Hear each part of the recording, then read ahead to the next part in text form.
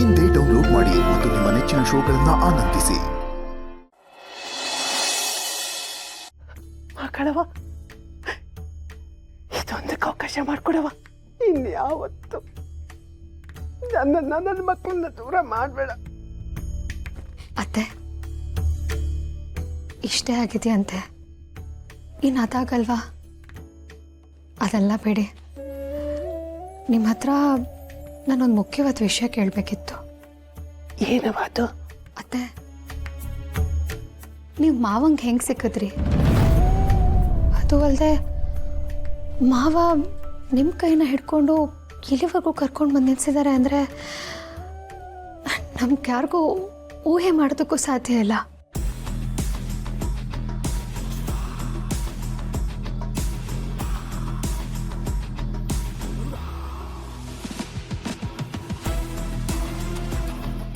ಹೇಗೆ ಸಿಕ್ಕಿದ್ರಿ ಅತ್ತೆ? ಇಲ್ಲ, ನಾನು ನಿಜ ಹೇಳಿದ್ರೆ ರಶ್ಮಿ ಕಷ್ಟದಲ್ಲಿರೋದು ಇವ್ರಿಗೆ ಗೊತ್ತಾಗತ್ತೆ. ಆಗ ನನ್ನ ಮಗ ಮನುಷ್ಯನೇ ಆಗಿರೋದಿಲ್ಲ. ಬೇಡ ಬೇಡ, ನನ್ನ ಮಗಳು ಜೀವನನ ನಾನೇ ಸರಿ ಮಾಡ್ತೀನಿ ಹೊರತು ಇವ್ರಿಗೆ ಹೇಳೋದಿಲ್ಲ. ಅದು ರಾತ್ರಿ ಊಟ ಆಯ್ತು, ಗಾಳಿ ತಗೊಳ್ಳುವ ಅಂತ ಹೊರಗಡೆ ಬಂದೆ. ಇದ್ದಕ್ಕಿದ್ದಾಗೆ ಕರೆಂಟ್ ಹೊಟ್ಟೋಯ್ತು. ಯಾರೋ ನನ್ನನ್ನು ಅಟ್ಟಿಸ್ಕೊಂಬಂದಂಗಾಯ್ತು. ನಾನು ಹೆದರ್ಕೊಂಡು ಓಡಿದೆ. ಅಷ್ಟರಲ್ಲಿ ನನ್ನ ಮಗ ಯಾರು ಅಂತಲೂ ನೋಡಿದೆ, ನನ್ನ ಕೈ ಇಟ್ಕೊಂಡು ಇಲ್ಲಿವರೆಗೂ ಕರ್ಕೊಂಬಂದ್ಬಿಟ್ಟ. ಎಂಥ ಮಾತಂದೆ ಶಾರದಾ. ಕೊನೆಗೂ ಮಾಕಳವನ ಕಣ್ಣು ನಿನ್ನ ಮೇಲೆ ಬಿತ್ತು. ನನ್ನ ಮಗ ಯಾರು ನೆರಳು ಕಂಡ್ರು ಆಗಲ್ಲ ಅಂತಿದ್ನೋ ಅವ್ರ ಕೈ ಹಿಡ್ದೆ ಮನೆಗೆ ಕರ್ಕೊಂಡು ಬಂದವನೆಂದ್ರೆ ಇದು ದೈವಶಕ್ತಿ ಇಲ್ಲದೆ ಸಾಧ್ಯನೇ ಇಲ್ಲ. ಅಂದು ಇಂದು ಈ ಮನೆ ಸಂಪೂರ್ಣ ಆಗೋಯ್ತು. ಇಲ್ಲ ಮಾವಯ್ಯ, ಈ ಮನೆ ಇನ್ನೂ ಸಂಪೂರ್ಣ ಆಗಿಲ್ಲ. ಯಾಕವ ಹಿಂಗಂತೀಯ? ಯಾವಾಗ ಅತ್ತೆ ಯಾವ ತಪ್ಪು ಮಾಡಿಲ್ಲ ಅಂತ ನಾವು ಸಾಬೀತು ಮಾಡ್ತೀವೋ, ಮಾವನ ಮನಸ್ಸಲ್ಲಿರೋ ದ್ವೇಷ ಕೋಪನೆಲ್ಲ ತೆಗೆದು ಅವನ ಬಾಯಲ್ಲಿ ಅತ್ತೆನ ಯಾವಾಗ ಅಮ್ಮ ಅಂತ ಕರೆಯೋ ಹಾಗೆ ಮಾಡ್ತೀವೋ ಆಗ ಈ ಮನೆ ಸಂಪೂರ್ಣ ಆಗತ್ತೆ. ಹೌದು ಕಣವ, ಎಲ್ಲ ಸರಿ ಹೋಯ್ತದೆ.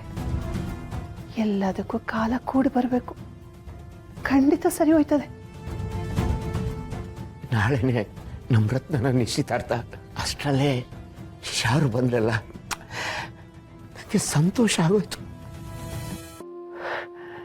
ಹೌದು ರೀ, ಇಷ್ಟು ದಿವಸ ನನ್ನೆಲ್ಲ ಹೆಣ್ಮಕ್ಳು ಮದುವೆನ ದೂರದಲ್ಲೇ ನಿಂತು ನೋಡ್ತಿದ್ದೆ. ಆದರೆ ಈ ಸಲ ನನ್ನ ಮಗಳು ರತ್ನನ ಮದುವೆ ಹತ್ರದಿಂದ ನೋಡ್ತೀನಿ. ಮಕ್ಕಳವ,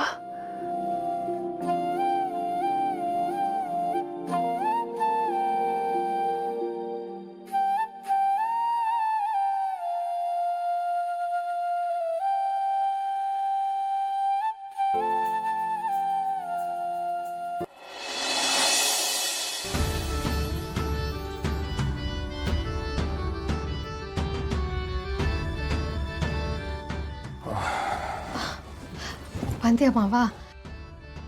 ಇರು, ನಿಂಗೆ ಬಟ್ಟೆ ತೊಗೊಂಬಂದು ಕೊಡ್ತೀನಿ, ರೆಡಿ ಆಗಿಬಿಡು.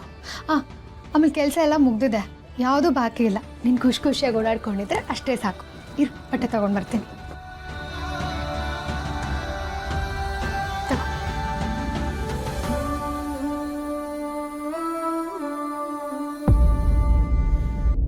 ಅಲ್ಲ, ರಾತ್ರಿ ಆ ಹೆಂಗಸಿನ ಪರವಾಗಿ ಆಟೋ ಭಾಷಣ ಬಿಗ್ದಲ್ಲ, ಇವಾಗ ಗಂಡನ ಸೇವೆ ಮಾಡೋ ಯೋಚನೆ ಬಂತ ನಿಂಗೆ? ಸೇವೆ ಮಾಡಕ್ಕೆ ಬೇಕಿರೋದು ಪ್ರೀತಿ ಮಾವ. ನೀನು ಏನೇ ಮಾಡಿದ್ರು ನಿನ್ನ ನೋಡ್ಕೊಳ್ಳೋ ಜವಾಬ್ದಾರಿ ನಂದು. ನೀನು ಖುಷಿಯಾಗಿರ್ತೀಯ ಅಂದರೆ ನಾನು ಏನು ಬೇಕಿದ್ರು ಮಾಡ್ತೀನಿ. ಗಂಡನ ಖುಷಿಗೋಸ್ಕರ ಏನು ಬೇಕಾರ ಮಾಡೋ ನೀನು ನಿನ್ನೆ ರಾತ್ರಿ ಯಾಕೆ ಹಂಗೆಲ್ಲ ಮಾತಾಡಿ ಸವಾಲು ಹಾಕಿರೋದು? ಅದಕ್ಕೆ ನಂಗೆ ಸಾನೆ ಬೇಜಾರಾಗಿ ತೋಟದ ಮನೆಗೆ ಹೋಗಿ ಮಲಿಕಂಡೆ. ನೀನೇನೋ ಹೋಗಿ ತೋಟದ ಮೇಲೆ ಮಲಗಿದ್ಯಣ್ಣ. ಪಾಪ ಅದಕ್ಕೆ ರಾತ್ರಿ ಒಂದು ಕ್ಷಣನೂ ಕಣ್ಮುಚ್ಚಲ್ಲ, ಗೊತ್ತಾ?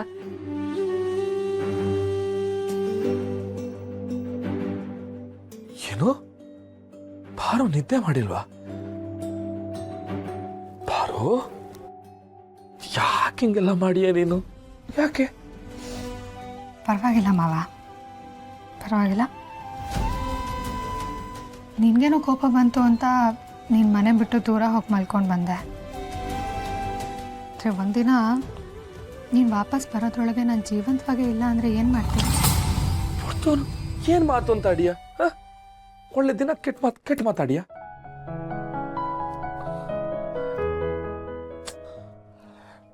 ಬಾರು, ನೀ ನೆನ್ನೆ ಆ ಹೆಂಗ್ಸಿನ ಪರವಾಗಿ ಮಾತಾಡ್ದೆ ಅನ್ನೋದಕ್ಕಿಂತ ಜಾಸ್ತಿ ಇನ್ಯಾಕೆ ದಿನ ಅವಳ ಮಕ್ಕ ನೋಡ್ಬೇಕಲ್ಲ ಅನ್ನಂತ ಬೇಜಾರೇ ಜಾಸ್ತಿ ಆಯ್ತೈತೆ ನಂಗೆ. ಇನ್ನು ಮುಂದೆ ಅತ್ತೆ ಈ ಮನೆಯಲ್ಲೇ ಇರಬೇಕು. ಪಂಚಾಯತಿಲಿ ಅವ್ರು ಮಾಡಿರೋ ತಪ್ಪು ಸರಿನೋ ಅಂತ ಪ್ರೂವ್ ಆಗೋವರೆಗೂ ಇಲ್ಲೇ ಇರಬೇಕು. ಅಲ್ಲಿವರೆಗೂ ಹಿಂಗೆ ಬೇಜಾರು ಮಾಡ್ಕೊಂಡು ಹೋಗ್ತೀಯಾ? ಅದು ಹಂಗಲ್ಲ ಪಾರು.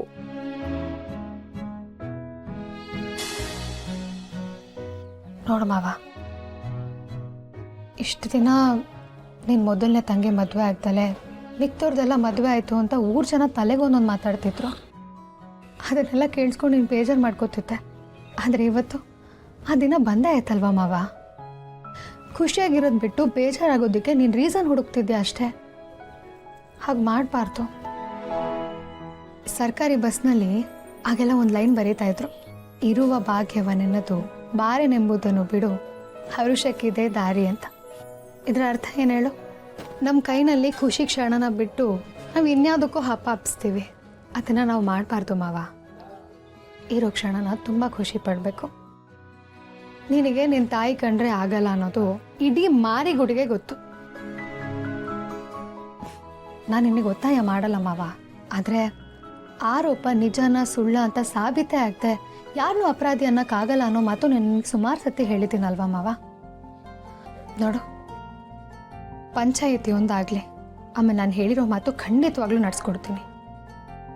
ಆದರೆ ಪ್ಲೀಸ್ ರತ್ನನ್ಗೋಸ್ಕರನಾದರೂ ಇರಿಟೇಷನ್ ಕೋಪನೆಲ್ಲ ಬಿಟ್ಟು ಖುಷಿಯಿಂದ ಇರಬೇಕಲ್ವಾ?